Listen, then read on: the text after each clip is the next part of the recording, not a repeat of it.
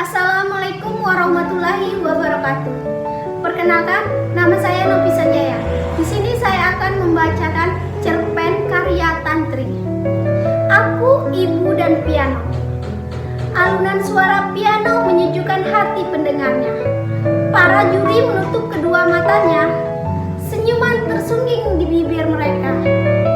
Gerakan jemari sang pianis bergerak dengan serasi. Dalam waktu 4 menit saja, semua orang di ruangan itu tersentuh hatinya. Satu persatu dari mereka berdiri dan memberikan tepuk tangan. Para juri tidak bisa berhenti tersenyum. Begitu juga sang pianis. Sang pianis berdiri dan menghadap ke para penonton memberikan hormat. Hati yang sangat puas. Keren banget, teriak Farah. Aku sampai merinding tadi. Itu benar-benar pertunjukan terbaikmu, Rea. Amel merangkul sahabatnya itu. Rea tersenyum. Kedua tangannya memeluk piala yang baru saja ia dapatkan. Terima kasih yang sudah datang tadi. Terima kasih juga tiket gratisnya. By the way, congratulations. Ya, selamat, Rea. Kamu memang patut dibanggakan. Terima kasih semuanya. Terima kasih. Hehehe. Malam itu, Rea pulang dengan piala barunya. Ia tak sabar untuk pulang dan mengabarkan berita hebat itu kepada kedua orang tuanya. Ayah dan ibu memang tidak bisa menghadiri konser sekaligus lomba hari ini. Mereka sibuk bekerja dari pagi sampai malam. Karena itulah tiket yang sudah Rea belikan terpaksa diberikan kepada sahabatnya Farah dan Amel. Rea menyalakan mobilnya dan langsung menginjak gasnya. Sambil menyetir, ia menyalakan dan memutarkan musik salah satu pianis favoritnya. Namanya pun diambil dari pianis. Ayahnya dulu seorang piano, namun beliau sudah berhenti dari hobinya. Maka dari itu, beliau ingin sekali hobinya diteruskan oleh anak tunggalnya, yaitu Rea. Saat itu sudah pukul 2 pagi. Lomba tadi emang diselenggarakan malam-malam. Matanya sudah cukup lelah untuk terbuka. Butuh 40 menit untuk Rea sampai di rumahnya. Sedangkan saat ini, ia baru setengah jalan. Rea memutuskan untuk memarkirkan mobilnya. Dia menguap dan sekian sekalinya. Dia memang cukup bekerja keras untuk lomba kali ini. Rea merasa sangat lelah. Rea menutup kedua matanya dan tidak sengaja tertidur di dalam mobil. Perlahan Rea membuka matanya. Ia merasakan sakit yang luar biasa pada tangan kanannya. Di mana Rea melihat sekeliling. Ia tidak sedang berada di mobilnya. Badannya tertidur telentang di atas kasur. Matanya melirik ke sebelah kanan. Ibunya tertidur dengan mata yang sembab. Rumah sakit. Seketika itu juga merasakan pusing yang tidak biasanya. Ia teringat kembali dengan pengendara yang mengantuk berjalan dengan cepat menabrak mobilnya. Mobil Rea berseret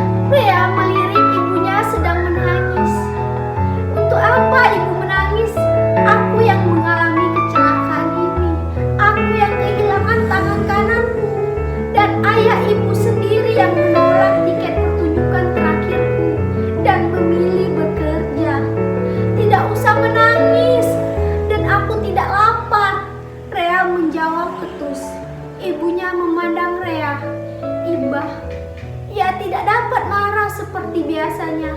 Ia terlalu kasihan akan apa yang Rea alami. Mimpinya untuk menjadi pianis perempuan yang terkenal hancur dalam waktu semalam. Tangisnya terhenti. Rea mengangguk pelan. Aku tahu pemain piano cacat kan? Ibunya tersenyum. Tapi dia tidak memanggil dirinya cacat. Ia juga tidak mau dikasihani. Ia hanya bisa menjadi perempuan yang normal, yang bisa bermain piano. Rea terdiam sejenak. Matanya tidak menatap ibunya. Aku tahu, jawabnya singkat. Tidaklah, kamu mau mencoba dari awal? Tanya ibu penasaran. Matanya kini berair. Maksud ibu apa? Mana ada seorang pianis dengan tangan kirinya saja? Mana ada? Masih memiliki jari kedua tangannya. Sedangkan aku, jemari di tangan kananku sudah hilang. Dipotong, Bu. Jemariku yang selama ini aku banggakan, sekarang mereka tidak ada. Aku tidak bisa merasakan tangan kananku. Tangisan memperbesar istakannya, melukai hati ibunya. Ibu tidak akan tahu apa yang aku rasakan. Tidak akan pernah aku cacat sekarang. Ibu boleh tidak mengakui aku sebagai anak ibu lagi. Ibu boleh meninggalkan aku sendirian. Bahkan aku mati saja sekarang. Karena semua jiwa dan hobiku sudah mati. Mata ibunya tidak berhenti bergerak. Kini matanya mulai berair lagi. Ia menarik nafasnya dalam-dalam. Ia berdiri dari kursinya dan memeluk Rea yang sedang menutupi wajahnya. Maafkan ibu, ibu minta maaf. Maafkan ibu yang tidak bisa menjaga anaknya sendiri. Rea marah. Ia membantingkan pelukan ibunya dengan tubuhnya. Ibu keluar saja. Aku mau sendirian. Ibunya hanya bisa menangis dan perlahan beliau berdiri dan meninggalkan Rea sendirian. 1 tahun sudah berlalu. Semenjak kecelakaan itu, Rea tidak pernah menyentuh pianonya. Rea lah yang merawat piano kesayangannya. Tiap hari ia selalu membersihkan tiap debu yang menempel di atas pianonya. Namun sekarang Rea tidak pernah mau mengurus pianonya tersebut.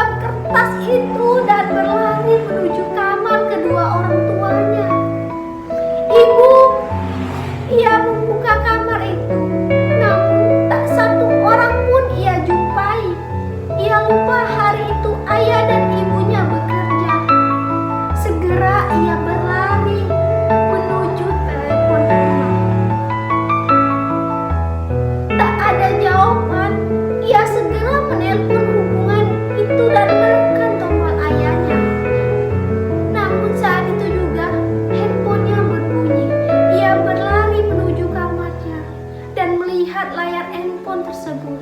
Ibu, dengan segera ia menekan tombol hijau. Halo ibu, ibu di mana? Halo Rea, mengerutkan kepalanya. Itu bukan suara ibu. Halo, ini siapa? Bukankah ini handphone ibu saya? Oh, kamu anaknya. Ibu kamu pemilik handphone ini baru saja mengalami kecelakaan. Sekarang beliau di rumah duka harapan. Ibu kamu sudah meninggal di TKP. Nah, mulut Rea terbuka tak percaya. Ia berdiri perlahan dan berlari menuju keluar rumah. Ia tidak memperdulikan rumahnya yang tidak terkunci. Ia hanya berlari mencari taksi dan menemui ibunya. Semuanya berjalan begitu cepat. Kamu anakku, ibu mencintaimu. Tidak peduli akan kekuranganmu, ibu akan selalu mencintaimu. Setiap hari ibu membersihkan kotoran di pianomu. Rasanya sedih tidak bisa melihat kamu tersenyum sambil bermain piano lagi. Selamanya kamu akan menjadi nada di hati ibu, nada yang selalu bernyanyi merdu. Hati ibu tidak pernah hampa karena kehadiranmu. Selama kamu akan menjadi bagian dari ibu. Dan kalau kamu membaca tulisan ini, berarti masih memiliki sebagian dari hati pianomu itu. Masuklah ke kamar ibu, ambillah sebuah video yang ibu simpan di dalam lemari rias ibu. Ambillah, dengarkan. Ini semua untukmu sayang.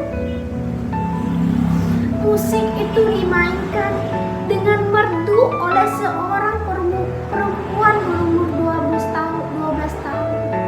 Semua penonton dalam pertunjukan itu berdiri dan memberikan tepuk tangan. Dengan para juri, mereka tidak menyangka seorang anak berumur 12 tahun dapat memainkan lagu yang sulit. Perempuan itu berdiri dan memberikan hormat. Matanya melirik ke bangku penonton sebelah kanan. Ia melihat seorang wanita di sana berdiri dan tersenyum dengan puas. Perempuan itu ikut tersenyum melihat wanita berdiri di sana. Ibu, pianis muda itu berlari memeluk ibunya. Iya nak, tadi bagus sekali loh pertunjukannya. Ibunya membalas pelukannya dengan tangan kirinya. Iya kan ibu yang mengajarkan. Itu juga lagu favoritku yang sekarang, ujarnya bahagia.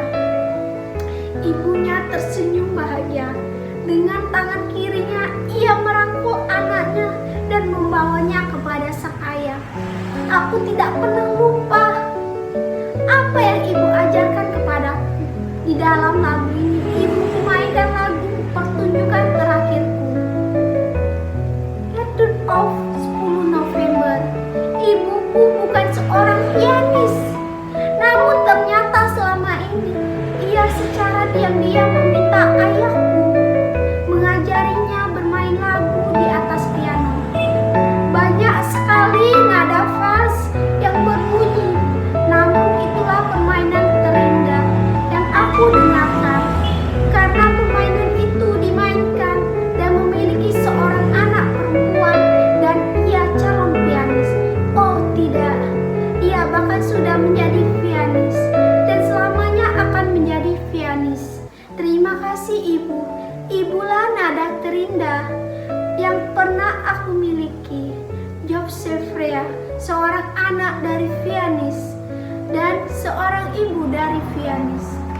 Itulah cerpen singkat yang dapat saya bacakan. Sekian, terima kasih.